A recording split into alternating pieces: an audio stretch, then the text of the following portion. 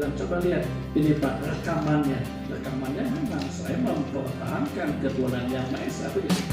Jadi sering bolak. Yang kedua ada peristiwa lagi nih, ya.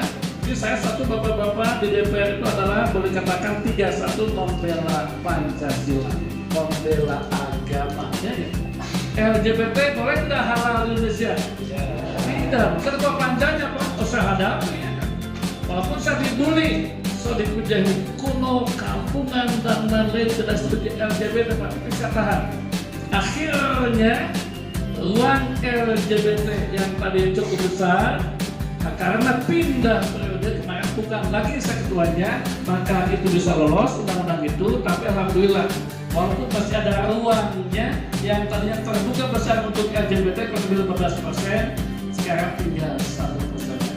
Saya lawan LGBT karena bertentangan dengan agama, dengan Pancasila. Seperti halnya tadi, dengan agama dicoret, ya kan, iman takwa dicoret, ketuhanan yang baca dicoret.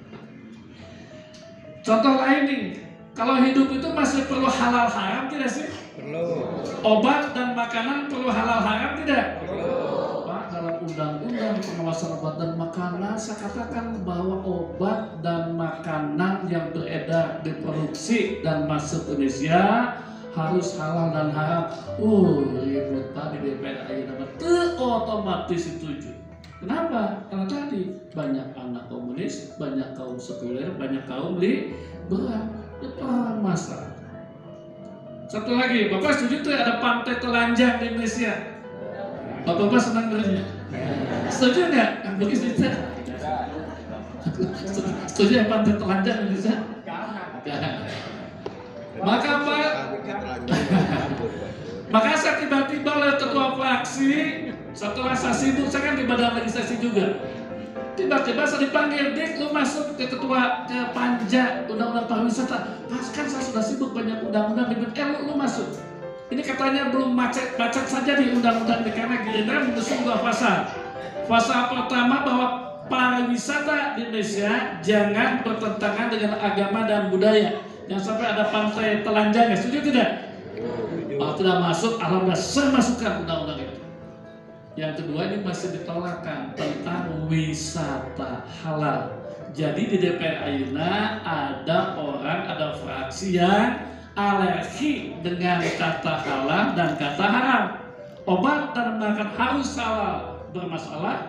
Nah kemudian tadi wisata halal juga bermasalah. Ini perjuangan saya, perjuangan Gerindra menjaga Pancasila yang artinya menjaga nilai agama dan nilai-nilai. Yang kedua, Bapak-bapak, saya di DPR juga menjaga, membela rakyat kecil. Ini buat kita nih. Pernah dengar undang-undang Omnibus Law? Ya. Undang-undang Omnibus Law itu asalnya inisiatif pemerintah, konsep dari pemerintah. Konsep itu dibahas di DPR bersama pemerintah, tapi aslinya dari pemerintah. Konsep itu datang ke DPR boleh dikatakan 9-1 keberpihakannya kepada konglomerat, salapankan kepada rakyat kecil 1 sujud. Adil tuh? Tidak. Tapi Gerindra saat itu baru saja masuk koalisi, maka Gerindra terpaksa harus setuju dengan undang-undang Omnibus Law. Saya dipanggil lagi oleh pimpinan fraksi, oleh Pak Dasko, oleh Pak Muzani. Dik, lo masuk undang-undang Omnibus Law. Loh Pak, kenapa saya harus masuk panja Omnibus Law? Kan saya nggak setuju Pak dengan undang-undang Omnibus Law. Dengar katanya, kita kan berkoalisi, kita harus terima itu secara formal, ya kan? Tapi kita harus perjuangkan semaksimal mungkin. Dan kamu, walaupun nggak setuju, kamu masuk perjuangkan di sana. Jangan sampai 9-1, 9-nya kepada konglomerat.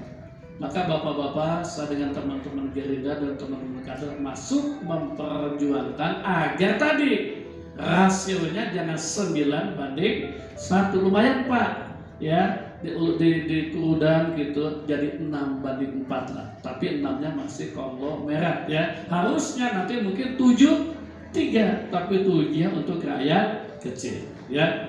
Saya juga diminta masuk ke Pansus Papua. Untuk apa coba Pak? Untuk Kurniawan, Cimahi, Sri Rahayu, Nusri, Dapil 1, 47, Gus Kawan SMK 5, Kami ingin